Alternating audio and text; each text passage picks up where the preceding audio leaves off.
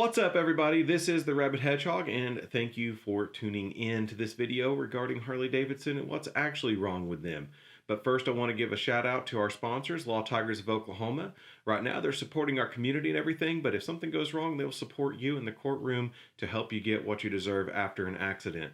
We also want to thank Doug Crawford in USA Synthetics and the AMS oil he distributes for protecting the inside of our motorcycles, and also AGVSportUSA for the gear that protects us as we ride as well. So let's get started with this video.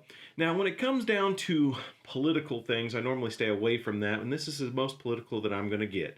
Until we actually truly do wake up and find out that there are basically three things to a coin: the edge, and the heads, and the tails. There's the people on the heads, there's the people on the tails, the people who think they're edgy. Let me tell you something, we're all the problem and we're all asleep if we all do not believe that we are all one coin and all in this together. So we're all stuck to it. So as a button who's trying to hold it all together, shut up. That's as political as I'm going to get. So let's talk about the things with Harley-Davidson and what's going on. Now, the big key that has been to their demise started way back when. They got lucky between 1901 and 1953. And the reason why I say 1901 is because they had competition starting then. Yes, they started in 1903, but they had to look towards something to get going. They had different brands: Triumph, they had Royal Enfield, they had Indian. There was brands that had started in 1901 that had begun the process of them wanting to build motorcycles and to build the best that there were. And they innovated quickly. They got new engines pretty quickly. They were getting to be the fastest motorcycles on the planet. They had the Knucklehead in the 30s. They got up to speed very, very quickly. We get through 2 world wars, and after that Second World War is in reality when Harley started to fail. They had cornered the market at that time because they got lucky. A lot of GIs were coming home. There was motorcycles prevalent and everywhere. They were Harley-Davidsons, and they were selling, and they were doing very, very well. In 53, Indian dies. And then from then on out, you just see a decline for Harley-Davidson from then on out because there was nobody really going at them from the American market. Many motorcycle brands come and go, but they're all forgotten, and that's because they weren't major.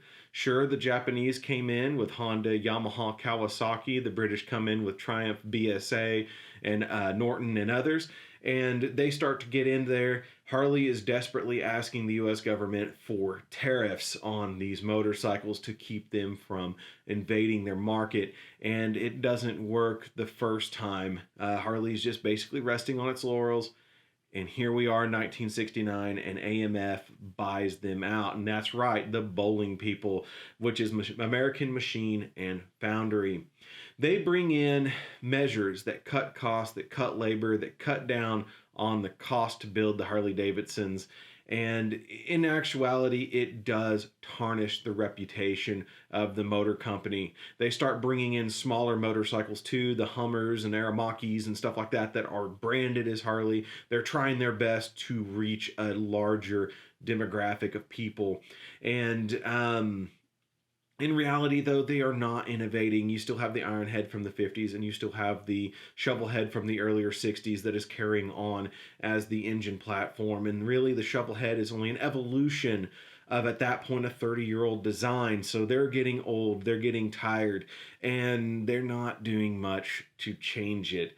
So now we fast forward a little bit to 1981. We have Willie G. Davidson and his investors buying out Harley-Davidson, and they saved the brand because now they're building factory customs. They're using just-in-time manufacturing. That pretty much means that whenever a motorcycle comes off the assembly line, it is going to the person who owns it, so it's there just in time. And they're doing that for time and time, and then they build the Evo engine by 84, 86 for the Sportster, and they continue to go up until 80 or 99, and then you finally get the twin cam, and then the Sportster has its Evo engine, but it only gets an update in size from 1100 to 1200, but keeps the 883 all the way through the 2020s basically.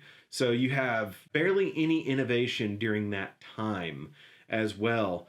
Harley does get into other things. They buy Holiday Rambler in the 90s, trying to get into a different market. Throughout time, they've built golf carts and other things throughout this whole thing, trying to diversify their lineup. But they buy Holiday Rambler. That doesn't go well. They sell it off. They buy MV Augusta so they can get some patents. It doesn't really go well. They sell it off, almost killing MV Augusta completely. And they're just pulling things and rabbits out of the hat. They get Buell, they do this, they do that. They're trying everything they can to remain relevant. The only thing that they're able to find during this time is that they are able to leverage the brand and the shield and all that good stuff. So now they're starting to sell merchandise and having licensing agreements and stuff like that that allows them to get bukus of money just from their image alone. And that does help pour in money and everything. Of course, Harley also goes public. They're not a private equity company. They go public, and then they get investors and stuff going into it that they have to answer to when it comes to revenue calls and other things like that. So they have all this stuff happening in the background, and the only thing that they've really innovated is nothing. Because in reality, the Milwaukee 8 is not that complex of an engine. It is still using 1930 era's technology, as is, pretty much their whole entire Grand America lineup. It hasn't really truly changed for over a decade. There has been some minor changes. The big one was, of course, starting in 2014 with the Rushmore project, which the idea was to rush as many new motorcycles into the market and flood the market with brand new Harley Davidsons. So you get changes in the touring frame, first change since '09. You get the introduction of boom audio. You get the introduction of modern infotainment, all that good stuff. But in reality, this stuff has pretty much existed on other motorcycles up until that point. There's Gold Wings with this technology and all that. So Harley Davidson is just saying, me too, we can do that too. So it's not bringing innovation, or it is not bringing any attention to themselves that they otherwise would not have had. One thing about Harley Davidson, and this has been an ongoing thing since even '97, there are articles going all the way back then talking about the aging rider population for Harley Davidson. At that time, they were still using just in time. They were still producing motorcycles that were pretty much sold. So anything that was on the dealer floor at the time was already sold or literally about to be sold. They were really that good. They were having good times. Profits were great. Everything was good. But they were already starting to talk about the aging rider population. And that has been a big aspect of Harley Davidson, because think about it this way. When Harley Davidson was bought out in the 1980s by the group that bought them, they were the age group that Harley Davidson has now forever targeted. So you have groups that are in their upper 40s into their 50s that are buying these things because that is where they can afford them. So they luckily for them have always had a supply for the past 30 years of people who have always wanted to buy a Harley Davidson. So it just fills in the back order. But the problem is that demographic gets smaller and smaller and smaller.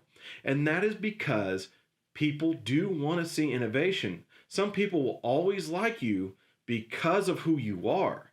And they will always like you because you're American built. So they will always buy you when they reach that point. But the problem is that is shrinking as the generations get older. As millennial, I'm getting near my 40s myself.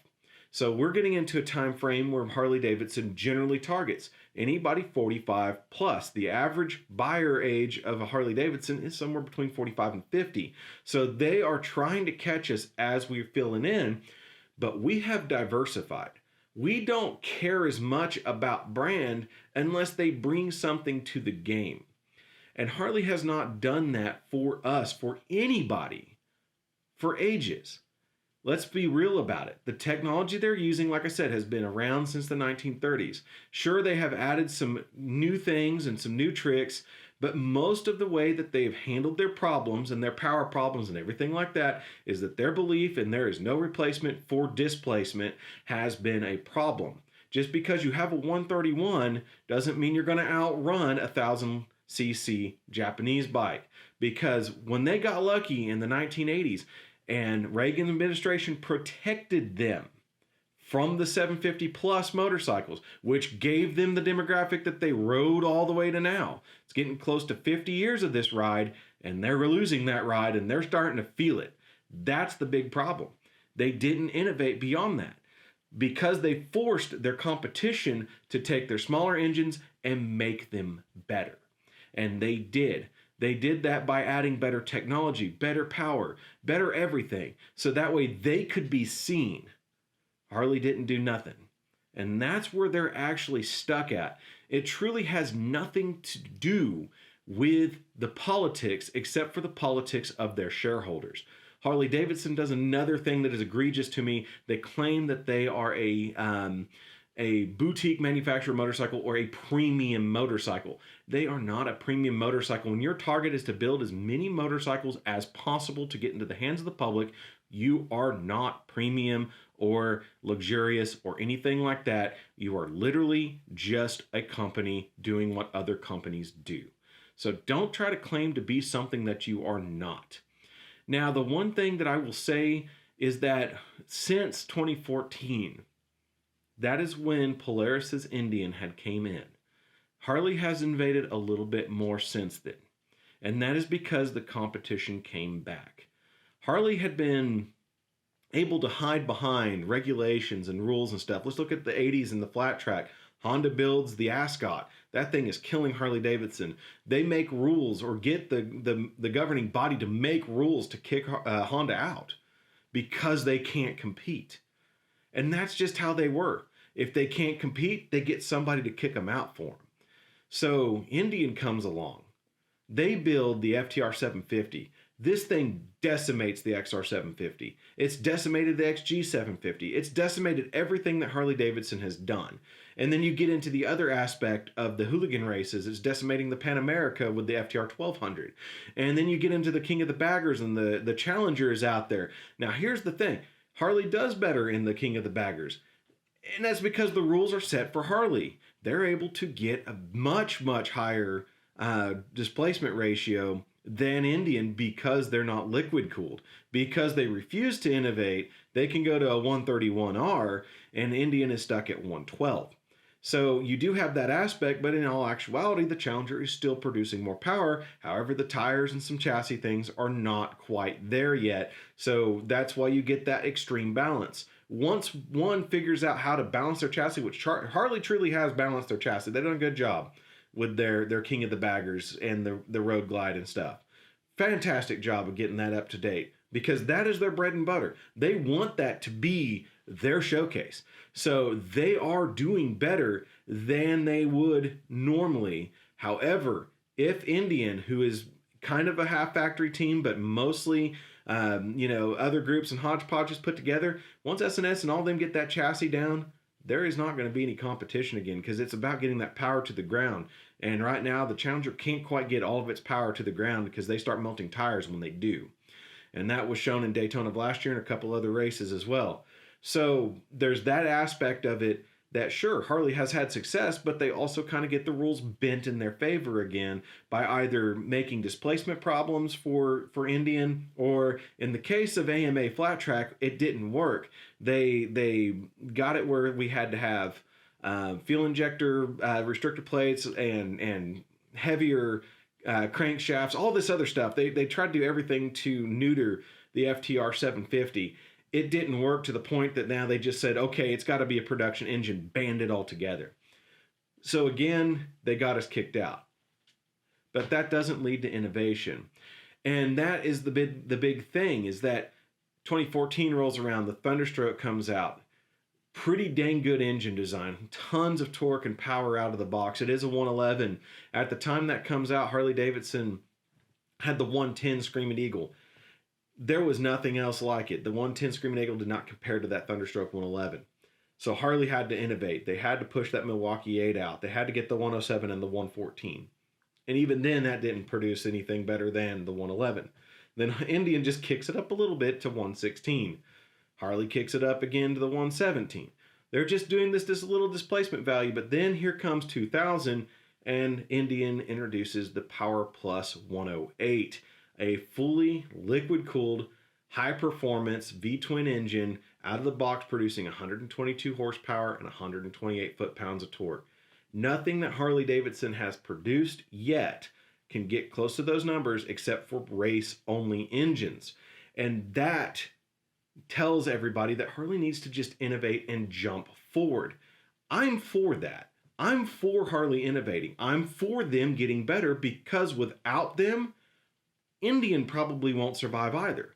Because we ourselves need innovation. We ourselves need competition. Because without it, we may fall flat on our face doing the same thing, where we believe that we are the best that there ever was and nobody else can touch us. So we're just going to lay on our laurels and let everything pass us by, and we die to history.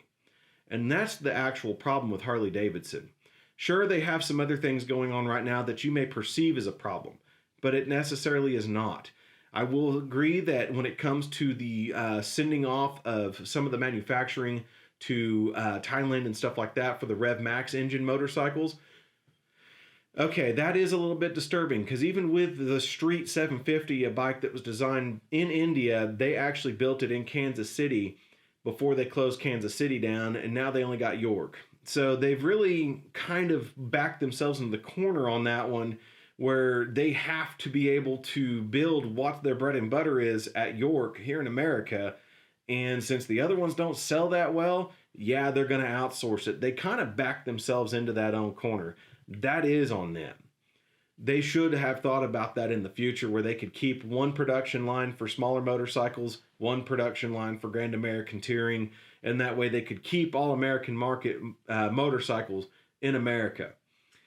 But the thing is in the long run, all Harley-Davidsons, all Indians, all Hondas, all BMWs, everything, they're outsourced from parts all over this world. You have Chinese parts, Thailand parts, Japanese parts, German, everything. Everything comes in to America or Germany or Thailand or wherever they're being built, and they are put together by those components.